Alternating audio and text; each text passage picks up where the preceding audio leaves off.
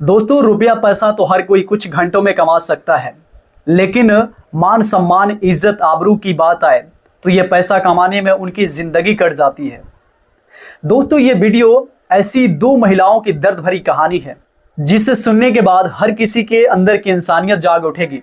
दोस्तों, ये दो महिलाएं अपने घर के इज्जत को बचाने के लिए हर प्रयत्न करती हैं, हर प्रयास करती हैं, लेकिन नाकाम हो जाती हैं और अत्याचार इतना बढ़ जाता है कि फिर ये पुलिस के सहारा लेती हैं, कानून का दरवाज़ा खटखटाती हैं, लेकिन पुलिस भी आनाकानी करती है और अंत में ये पूरी तरह से हार जाती हैं और अपने आप को गवा देती हैं, अपना अस्तित्व ही मिटा देती हैं। दोस्तों, जीते जी ये तो इंसाफ ले नहीं पाती हैं, लेकिन मरने के बाद इन्हें इंसाफ मिलता है, तो वो इंसाफ ही क्या जो मरने के बाद मिले। तो दोस्तों, इस कहानी को शुरू करने से पहले मैं आपसे एक ही रिक्वेस्ट करूंगा कि आप वीडियो को लाइक करें ताकि मेरा हौसला बढ़े और मैं इसी तरह से आपके लिए वीडियो लेके आया करूं। दोस्तों, मैं हूं राज और आप देख रहे हैं क्राइम दुनिया की। ये घटना है राजस्थान श्री गंगानगर की। वहीं की रहने वाली एक लड़की जिसका नाम होता है स्वाति, वो 18 साल की होती है और उसकी एक ननद होती है जिसका नाम होता है आभा। दोस्तों, ये कहानी सिर्फ एक साधारण कहानी नहीं है, बल्कि एक खादी खाकी इंसाफ और कानून सिस्टम के खिलाफ एक चुनौती है। ये कहानी शुरू होती है जब स्वाति अपने कॉलेज जाया करती थी, तो वो बस से आया जाया करती थी। तो बस में उसे 3 लड़कों से मुलाकात होती है और वो लड़के भी उसी कॉलेज में पढ़ा करते थे। इन लड़कों का नाम होता है अशोक, लालचंद और एक शिवचंद। ये तीनों लड़कों की दोस्ती हो जाती है स्वाति से।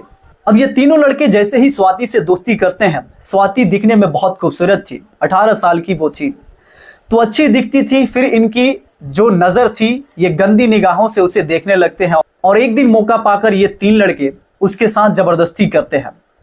और ज़बरदस्ती ही नहीं, बल्कि वो जो पल था उन सभी पलों को मोबाइल पर रिकॉर्ड कर लेते हैं और बाद में स्वाति को दिखाते हैं कि देखो, अगर तुम कुछ भी कही, अगर घर पे जाके अपने ससुराल वालों से बताई या इसके अलावा तुम गांव वालों से या पुलिस से बोली, तो हम लोग इस वीडियो को सोशल मीडिया पर अपलोड कर देंगे।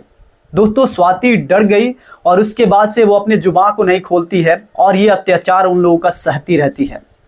दिन बीतते चले जाते हैं। अब आए दिन वो तीनों दरिंदे इसके साथ हैवानियत का सभी हदें पार करते, इसे नोचते, इसे लूटते, जब मर्जी इसके साथ शारीरिक संबंध बनाते, सब कुछ करते।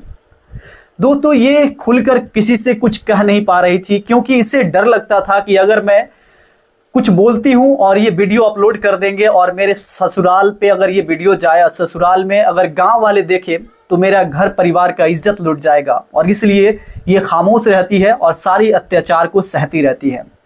ये सिलसिला करीब 3 से 4 महीना तक चलता है। ये लड़के उसके साथ हैवानियत करते हैं।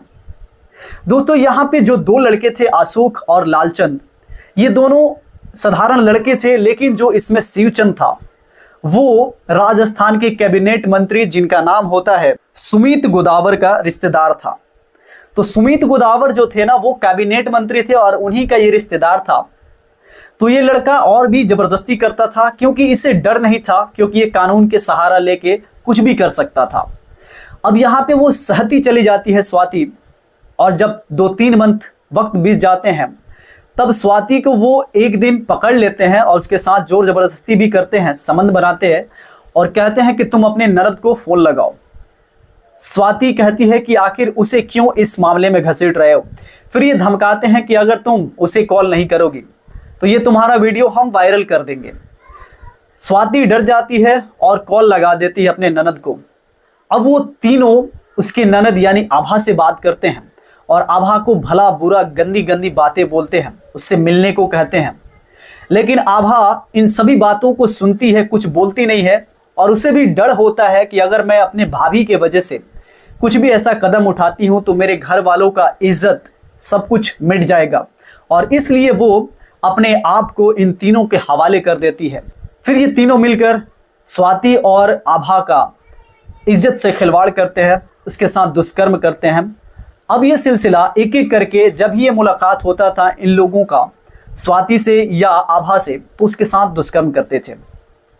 दोस्तों, हद तो तब हो जाती है जब 2 दिसंबर 2023 के दिन आभा और स्वाति मार्केट से घर जा रही होती हैं और इसी बीच ये तीनों लड़के उसे देख लेते हैं और स्वाति के सामने, उसकी आंखों के सामने उसकी ननद की इज्जत आबरू लूटी जाती है। उसकी ननद के कपड़े ये फेंक देते हैं, फिर उसके साथ हैवानियत करते हैं, दुष्कर्म करते हैं। दोस्तों, जब ये स्वाति देखती है तो उससे रहा नहीं जाता है और उसी दिन यानी कि 2 दिसंबर 2023 के शाम के वक्त जो स्वाति होती है घर पे आती है और अपने आप पे पेट्रोल डालकर आग लगा देती है, अपने आप को आग के हवाले कर देती है। दोस्तों, ये घर का बुरा हाल होता है, घर के लोग दौड़ भाग कर उसको बचाते हैं। लगभग जो स्वाति थी वो 80% जल चुकी थी। उसको हॉस्पिटल लेके पहुंचाते हैं और हॉस्पिटल में वो 12 घंटा किसी तरह से अपने आप को रोक पाती है और 3 दिसंबर 2024 के दिन वो अपना दम तोड़ देती है, इस दुनिया को छोड़ के चली जाती है।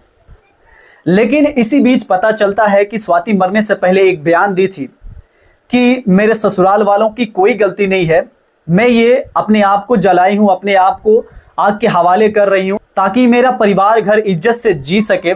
दोस्तों, उसके बाद से जब ये स्वाति का बयान वायरल होता है तो सभी लोग चुप हो जाते हैं। लेकिन अब यहाँ पे जो ननद थी उसकी आभा, वो पुलिस से गुहार लगाने लगती है, चक्कर काटने लगती है, पुलिस के बार बार दरवाज़ा खटखटाती है, लेकिन पुलिस वाले उसके बातों को नहीं सुनते हैं, आनाकानी करते हैं।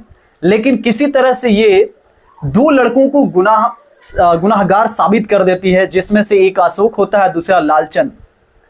इन दोनों को तो पुलिस गिरफ्तार करती है और जेल में डाल देती है। लेकिन उसमें का जो मेन था, जिसका नाम था शिवचंद, वो लड़का कैबिनेट मंत्री का रिश्तेदार था, वो जेल नहीं होता है उसकी, और वही इसमें का हेड था, वही ये सारा अंजाम और एक प्लान के तहत ये सारा काम करता था।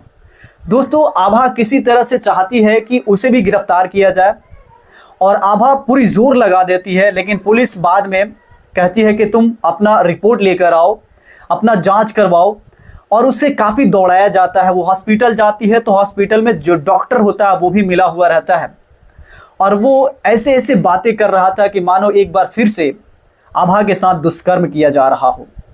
आभा रोती है, बिलखती है, टूट जाती है और फिर आकर घर पे बैठ जाती है। अब आभा की ज़िंदगी का मकसद यही होता है कि जीते जी मैं उस लड़के को जेल में डलवाऊंगी, उसे सज़ा दिलवाऊंगी, लेकिन ये शायद मुमकिन नहीं था। और अंत में वो मीडिया वालों को बुलाती है और अपने ज़िंदगी की कहानी को बताती है, अपने बीती हुई बातों को बताती है। और जब मीडिया वाले सुनते हैं और वो जब वीडियो सोशल मीडिया पे डालते हैं तो ये वीडियो वायरल हो जाता है। लेकिन ये वीडियो वायरल होने से पहले आभा अपने आप को मार डालती है, वो खुदकुशी कर लेती है, फांसी लगा लेती है। जैसे ही अगले दिन इस बात की पुष्टि होती है कि आभा ने भी फांसी लगा ली और उसके साथ जो दरिंदगी की गई थी उसमें से एक लड़का को अभी तक गिरफ्तार नहीं किया गया है। जब ये सोशल मीडिया के माध्यम से ये जब वीडियो पूरा वायरल हो जाता है, गांव वासी वहां के जब देखते हैं तो वो पूरे पुलिस स्टेशन को घेराव कर लेते हैं और एकजुट होके प्रोटेस्ट करने लगते हैं, नाराबाजी करने लगते हैं कि उसको सज़ा मिलना ही चाहिए, जो कि एक घर को बर्बाद कर दिया, तबाह कर दिया। बाद में सोशल मीडिया के प्रभाव से और लोगों के दबाव में आकर पुलिस एक्शन में आती है और उस लड़के यानी कि शिवचंद को गिरफ्तार करती है और उस पर मुकदमा दर्ज करके उसको भी जेल में डाल दिया जाता है। दोस्तों, ये कहानी थी ऐसी 2 महिलाओं की जो अपने घर के इज्जत आबरू के लिए अपने आप को मौत के गले लगा देती हैं और इंसाफ मरने के बाद मिलता है। दोस्तों, ये कहानी सुनाने का उद्देश्य आपको अवेयर करना है, जागरूक करना है। आप जहाँ भी रहें हंसते रहें, मुस्कुराते रहें, अपना और अपने घर वालों का ख्याल रखें। मिलते हैं नेक्स्ट वीडियो में, तब तक के लिए जय हिंद, जय भारत। वीडियो देखने के लिए धन्यवाद।